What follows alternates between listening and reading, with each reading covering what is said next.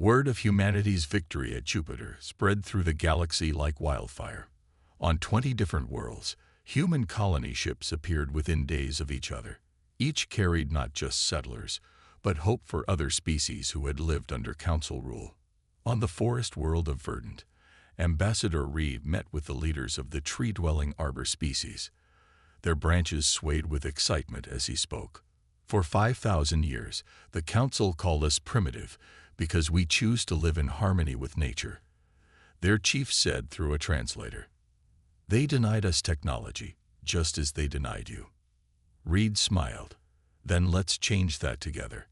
Earth offers you an alliance, your knowledge of organic technology combined with our quantum advances. Similar meetings happened across the galaxy. Species that the Council had labeled as lesser began reaching out to Earth. Humanity's rebellion had awakened something that had slept for millennia. Hope. The Council's grip on power started cracking. More races declared independence, protected by growing human fleets. Ships that had hidden in Jupiter's shadow now patrolled dozens of star systems. In her new office on Mars, Captain Maria Reynolds, now Admiral, looked at reports from across human space. 20 colonies had grown to 50. Trade routes connected Earth to worlds whose names humans were just learning to pronounce. Another Council patrol destroyed near Alpha Centauri, her aide reported. They're still testing our defenses. Maria nodded. And finding them stronger each time. How are the new ships coming along? The Arbor's organic computers combined with our quantum drives. The aide grinned. They're faster than anything the Council has. The Alliance is working better than we hoped. On Earth, the streets were filled with celebrations. Alien visitors walked freely among humans, sharing knowledge and culture. Museums displayed artifacts from 100 worlds. Schools taught children about their new allies among the stars. But in secure bunkers, military leaders watched Council space carefully. The enemy was wounded, but not defeated. They're gathering a massive fleet, Admiral Stone reported to the Earth Defense Council, bigger than what we faced at Jupiter. They're calling in ships from every sector they still control. The president leaned forward. Can we stop them? Stone's hologram smiled. A week ago, I'd have said it would be difficult. But our new allies have changed everything. He waved, and a new image appeared. Ships that combined human quantum technology with innovations from a dozen species. The Council kept us all apart because they feared what we might achieve together, he explained. Now they're about to find out why they were right to be afraid. In Council space, High Counselor Vale raged at his subordinates. How did we lose control so quickly? He demanded. They were nothing. Primitives playing with toys they didn't understand. A junior member dared to speak up. Perhaps that was our mistake. We thought them primitive because they were different. We never considered they might find other paths to advancement. Silence.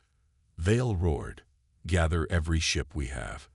We will crush this human rebellion and remind the galaxy why we have ruled for 10,000 years. But while the Council planned its grand attack, humanity and its allies prepared their own surprise. In shipyards hidden in nebulae and asteroid fields, a new fleet took shape, one that represented the combined genius of every species the Council had tried to keep down. Admiral Stone stood on the bridge of his new flagship, watching the combined fleet gather. Human quantum drives powered ships designed by the Arbor. Weapons developed on Earth were enhanced by crystal-growing species from the galactic core. Each vessel represented what could be achieved when species worked together instead of fighting. The Council thought keeping us primitive would keep us weak, he said to his mixed species crew. Instead, they gave us all something in common, a dream of freedom. And now that dream is about to come true. The stars themselves seemed to shine brighter as the Alliance fleet prepared for its greatest battle. The age of Council dominance was ending. The age of cooperation had begun. 1 year after the Council's surrender, the Great Chamber on Primaris looked very different. Where once only Council members sat in judgment, now representatives from hundreds of species filled the seats. The old golden walls had been replaced with transparent crystal, letting in the light of 3 suns. Ambassador Thomas Reed walked down the central aisle, remembering his first humiliating visit to this chamber. Now, he moved with confidence toward the leadership podium. The gathered representatives, both former council races and those they had once called primitive, watched in respectful silence. 10 years ago, I stood in this chamber, Reed began, his voice carrying to every corner. The council mocked humanity, calling us primitive apes who barely left our atmosphere. Today, I stand here as the first president of the new Galactic Federation. Applause thundered through the chamber. Reed saw humans sitting next to arbor representatives, their tree-like forms swaying gently. Crystal beings sparkled next to aquatic species in floating tanks. Former council races sat among those they once ruled, now equals in the new order. Our first year hasn't been easy, Reed continued. Centuries of council rule left deep scars. But look at what we've achieved together. The chamber's displays lit up, showing images from across the galaxy. New cities rose on formerly restricted worlds. Ships combining technologies from dozens of species carried traders and explorers to the galaxy's edges. Schools taught children of all species, sharing knowledge that was once forbidden. The Council's greatest fear was that different species would work together, Reed said. They were right to be afraid, not because we would destroy them, but because we would prove them wrong. He gestured to the chamber's new design, where the arbor's organic architecture blended seamlessly with human quantum technology and crystal species artistry. In 1 year, our combined research has advanced science more than the Council did in a century. Worlds once deemed uninhabitable now flourish with life. Diseases that plagued species for millennia have been cured by sharing medical knowledge. Former High Counselor Vale, now serving as a regular representative, shifted uncomfortably in his seat. The changes were undeniable. His own people had discovered new possibilities once they stopped enforcing isolation and started embracing cooperation. But our greatest achievement, Reed continued, isn't our technology or our expanded territory. It's this chamber itself, where no species rules over others, where every voice is heard, where we grow stronger through our differences instead of fearing them. Admiral Stone, watching from his seat, smiled as he remembered the battles that made this possible. The Council's mighty fleets had fallen not to superior numbers, but to the combined ingenuity of species working together. Today, we mark the first anniversary of the Federation by announcing our newest initiative, Reed declared. The Galactic Exchange Program will send students of all species to learn on different worlds. Today's young ones won't just read about other cultures. They'll live among them, learn from them, grow with them. The chamber erupted in applause again. Parents of all species liked the idea of their children growing up without the prejudices of the past. Let the galaxy remember this, Reed concluded. Humanity didn't conquer the stars alone. We didn't build this new order by ourselves. We simply did what humans have always done best. We brought people together and proved that we're all stronger when we work as one. As the ceremony ended, Reed stood in the chamber's crystal-lined observation deck, looking out at the stars. Captain Maria Reynolds, now Fleet Admiral, joined him. "Quite a change from your first visit," she said with a smile. Reed nodded. The Council thought they were insulting us by calling us primitive. Instead, they gave us the drive to prove them wrong, not just for humanity, but for every species they tried to keep down. Together, they watched ships of all designs moving through space. Human vessels next to arbor organic ships, crystal species explorers alongside former Council cruisers. Each one represented a dream that had finally come true. The stars no longer belonged to the Council. They belonged to everyone, just as they always should have. The massive alien ship appeared over New York without warning. Its dark metal hull blocked out the sun, casting shadows over the frightened city below. The world held its breath, waiting for either destruction or salvation. But the aliens didn't attack. Instead, they sent a message to every screen on Earth. Your species has been noticed by the Galactic Council. Prepare to receive our representatives. Thomas Reed adjusted his tie for the 10th time as he stood in the United Nations building. As Earth's chosen ambassador, the weight of humanity's future rested on his shoulders. The building buzzed with nervous energy as world leaders gathered to meet the alien delegation. The aliens materialized in a flash of blue light. Their tall, slender forms towered over the humans present. The lead alien, covered in shimmering scales, stepped forward. "I am High Counselor Vale of the Galactic Council," it announced in perfect English. "We have come to evaluate your species." Reed stepped forward, extending his hand in greeting. "Welcome to Earth. We are honored by your presence." The alien ignored his outstretched hand. "Your evaluation begins now. In 3 days, you will present your case before the full council." Those 3 days passed in a blur of preparation.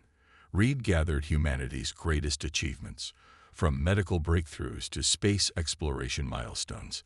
He practiced his speech until every word was perfect. When the day arrived, Reed found himself aboard the alien ship, being led through corridors that seemed to stretch forever. The council chamber took his breath away. A vast circular room filled with hundreds of alien species. Some floated in tanks, others glowed with inner light, and many had forms he couldn't even describe. "Present your case, human," Vale commanded from high above. Reed spoke with passion about humanity's achievements.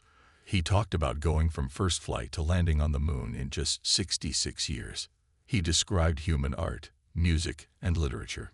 He explained how humans had begun to heal their planet's wounds and were reaching for the stars. The laughter started slowly.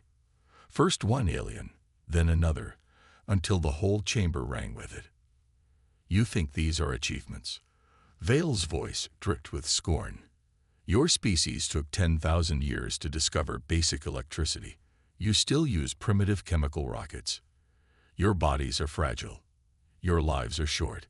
Your technology is laughable." Reed tried to speak, but Vale cut him off. "We have reviewed your history. You spend more time fighting each other than advancing. You barely understand the basic principles of space travel. Some of our member species achieved in decades what took you millennia." The chamber's screens lit up with images of Earth's wars, pollution, and poverty. Reed's heart sank as humanity's darkest moments played out before the gathered aliens. "The Council's decision is unanimous," Vale announced. "Humanity is classified as a Class 3 primitive species. You are restricted from expanding beyond your Mars colony. You may not trade with advanced civilizations. You may not develop faster than light travel. Breaking these restrictions will result in severe consequences." Reed's face burned with humiliation, but he kept his voice steady. "With respect, High Counselor, you're making a mistake. Humanity has more potential than you realize." More laughter filled the chamber. "Potential?" Vale sneered. "You are barely more than clever apes who have stumbled out of your atmosphere. Know your place, human. This meeting is over." In a flash of light, Reed found himself back in the UN building. The alien ship departed Earth's orbit within hours, leaving humanity with nothing but restrictions and wounded pride. That evening, Reed sat in his office, staring at the night sky through his window. His hand shook as he picked up his secure phone and dialed a number only 5 people on Earth knew existed. "This is Ambassador Reed," he said quietly. "Implement Protocol Omega. The aliens won't see us coming." As he hung up the phone, Reed smiled for the first time that day. The Galactic Council had made a crucial mistake. They had shown humanity what was possible. And if there was one thing humans excelled at, it was achieving the impossible. The next morning, deep beneath the Himalayas, the first quantum drive engine hummed to life. 10 years passed since the Galactic Council's humiliation of Earth. To the outside world, humans appeared to accept their lowly status.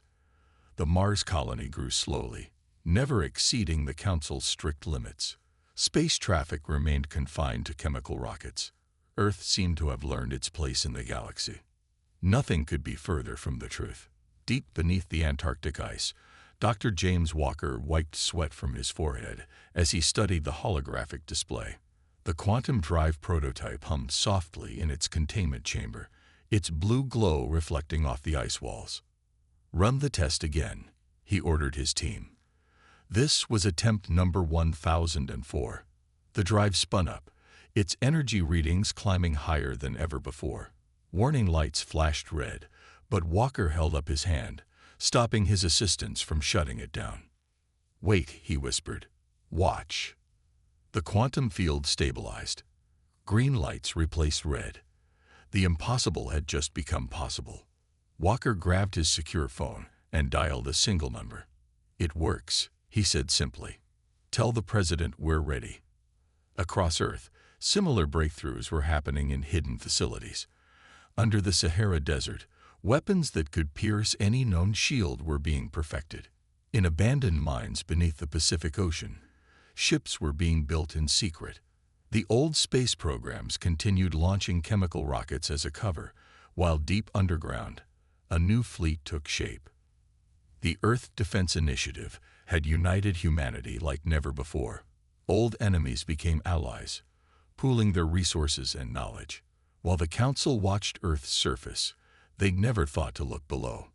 Admiral James Peters stood in the massive underground chamber beneath the moon's surface, watching crews prepare the first wave of ships. Each vessel was sleek, black, and deadly, nothing like the clumsy rockets humans still used in public. "Status report," she demanded. Her aide pulled up a holographic display. 500 ships ready for launch. "Admiral, quantum drives installed and tested. Weapons systems online. Crews trained and waiting." Peters nodded, remembering the day the Council ships had first appeared over Earth. She had been a young pilot then, feeling helpless as aliens judged humanity from above.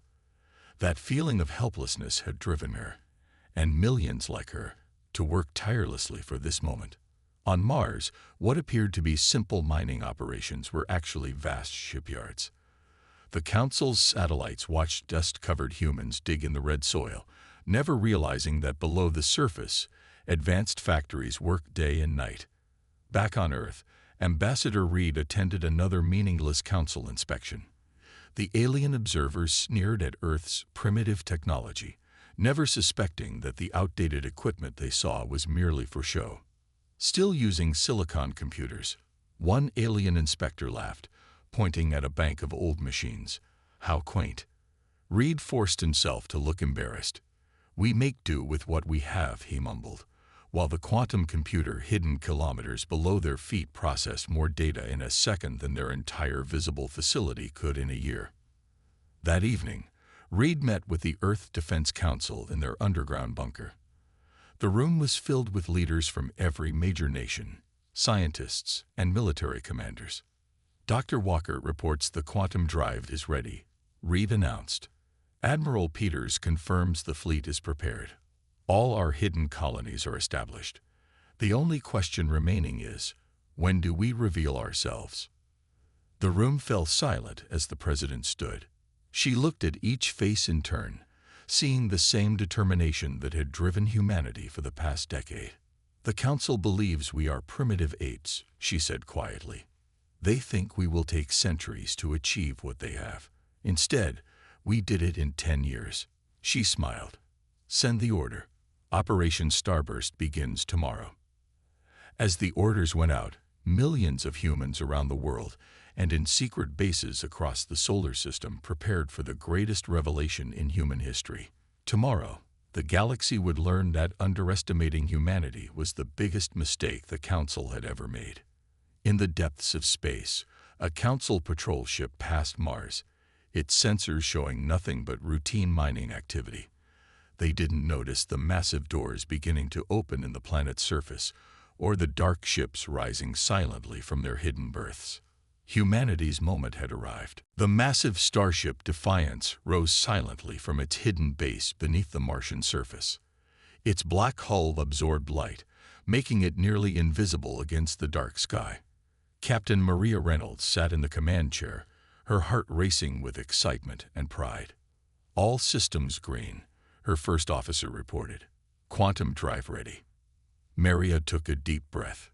This was the moment humanity had waited 10 years for.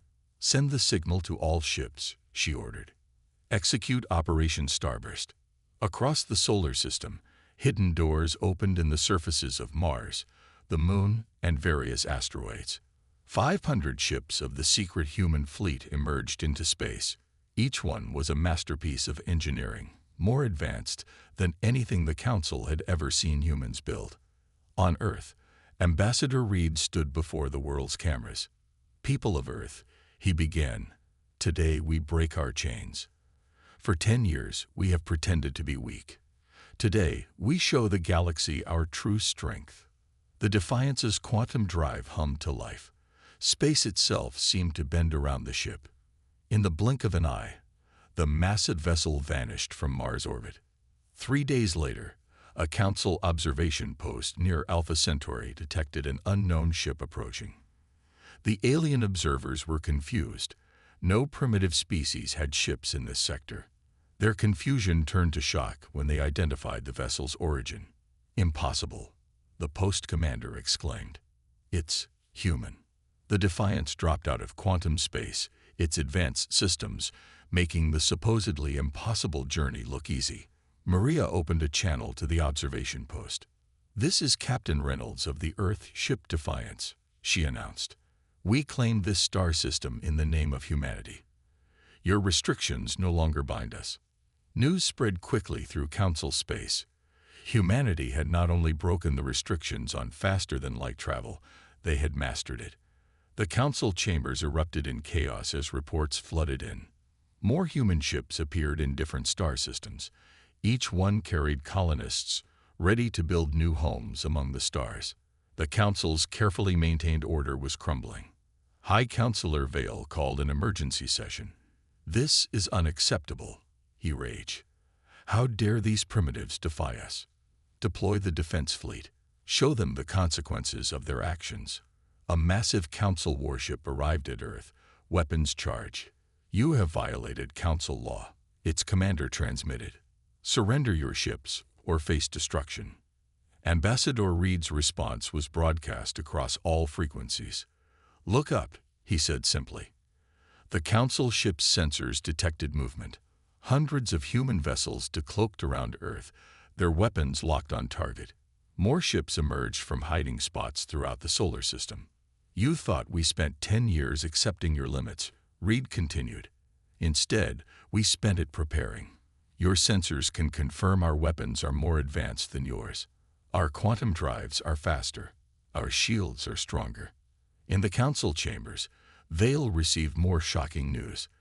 The human ships had appeared in 50 different star systems simultaneously. They had expanded far beyond what should have been possible. "This is humanity's declaration of independence," Reed announced.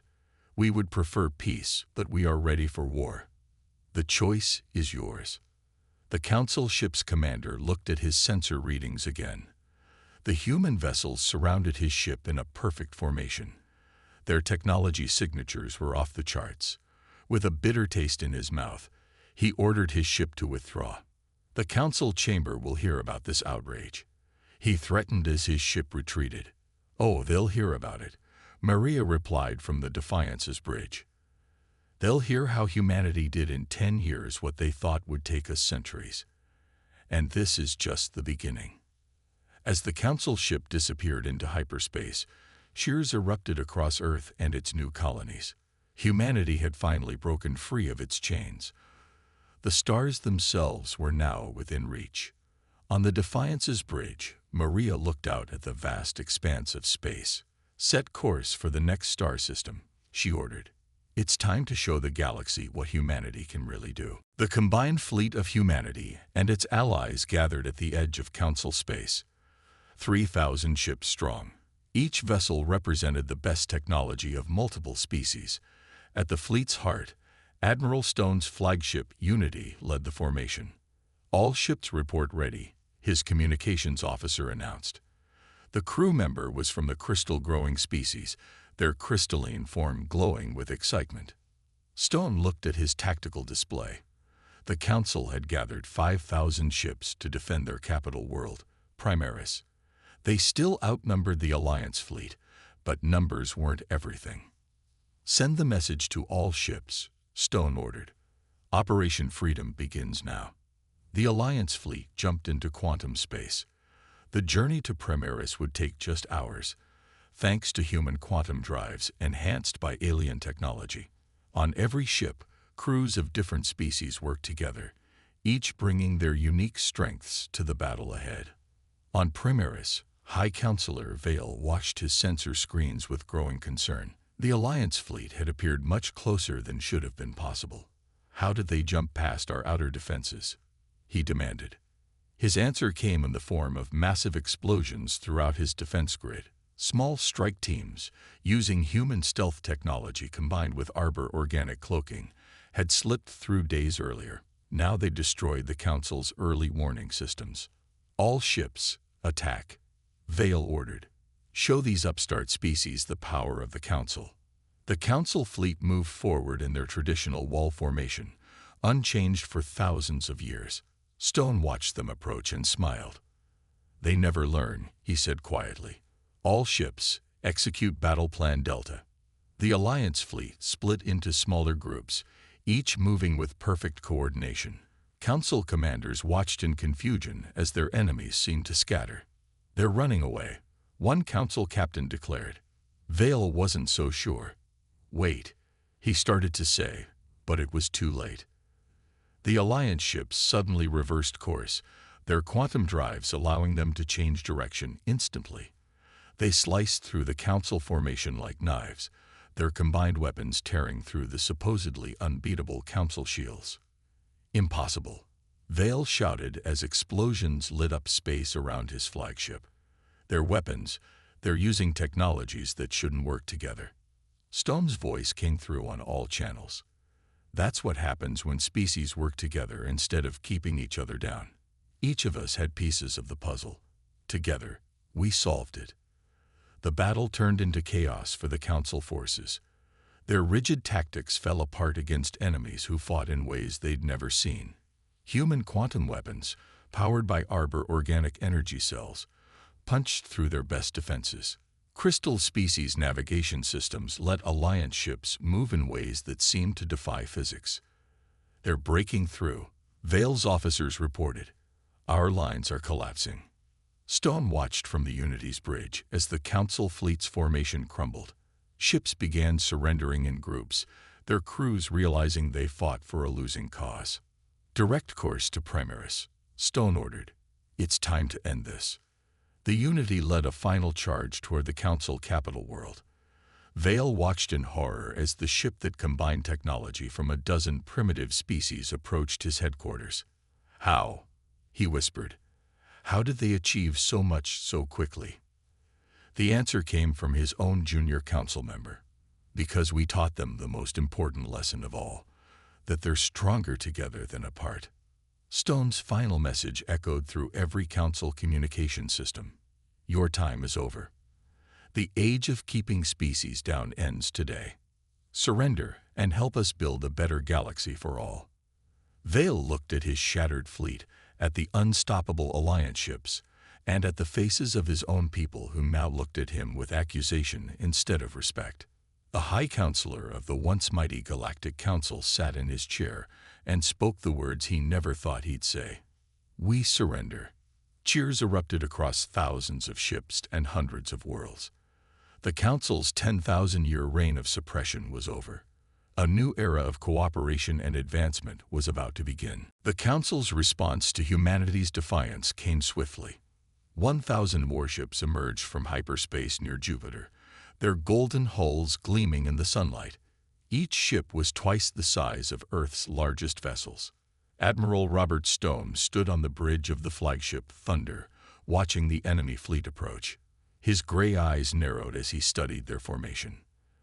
They're using the same tactics they've used for the past 1,000 years, he noted to his crew. They never expected to fight an enemy who studied their battle records. The Council fleet's commander transmitted his message across all channels.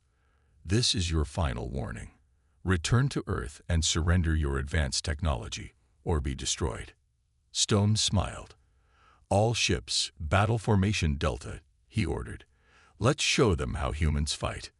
The human fleet moved with perfect precision. Instead of meeting the Council ships head-on as expected, they split into smaller groups, each taking position near Jupiter's larger moons. What are they doing? The Council commander wondered aloud. Their formation makes no sense. He was about to learn why humans were history's greatest guerrilla fighters. Stone's voice crackled through the command channel. All ships, execute Operation Thunderstorm. The human fleet sprang its trap. Quantum drives flared to life, allowing ships to jump between Jupiter's moons in seconds. They struck the Council fleet from multiple directions, their advanced weapons piercing supposedly impenetrable shields. Impossible, the Council commander shouted as his flagship's shields failed. Their weapons, they're using quantum-locked beams. How did they discover this technology? 3 Council ships exploded before they could even return fire. The rest tried to form a defensive circle, but the human vessels were too quick, too maneuverable. They're not fighting fair, one Council officer complained. Of course we're not, Stone transmitted back. We learned from Earth's history. The smaller force doesn't win by following the bigger army's rules. More Council ships fell to the human assault. Their golden hulls, unchanged for centuries, proved vulnerable to humanity's new weapons. Their rigid formation, perfect for traditional space combat, left them exposed to Stone's hit-and-run tactics. The Council commander watched in horror as his fleet was torn apart. These weren't the actions of a primitive species. This was the work of warriors who had spent centuries fighting among themselves, perfecting the art of war. Fall back, he ordered. Retreat to the backup position. But Stone had predicted this too. As the Council ships turned to flee, they found their hyperspace routes blocked by quantum distortion fields, another human innovation. You can surrender, Stone offered. We will treat your crews fairly. The Council commander looked at his tactical display. Half his fleet was destroyed or disabled. The human ships darted between Jupiter's moons, impossible to pin down. Their weapons were stronger, their defenses more advanced, their tactics unlike anything he'd seen in his 300 years of service. We surrender, he said finally. The battle was over in less than an hour. 500 Council ships destroyed or captured, the rest in full retreat. Humanity's first major space battle had ended in total victory. On the Thunder's Bridge, Stone received damage reports from his fleet. Thanks to their superior technology and tactics, human casualties were minimal. Send word to Earth, he ordered. The Jupiter defense zone is secure. And tell the Council, this was just our first fleet. We have more waiting. As news of the battle spread across the galaxy, other species watched with growing interest. The Council, undefeated for 10,000 years, had just lost a major battle to a species they had dismissed as primitive. Stone looked out at Jupiter's swirling clouds, remembering humanity's years of secret preparation. They thought we spent 10 years accepting their limits, he said quietly. Instead, we spent it learning how to beat them. The path to the stars was now truly open, and humanity had proven they were ready to fight for their place among them.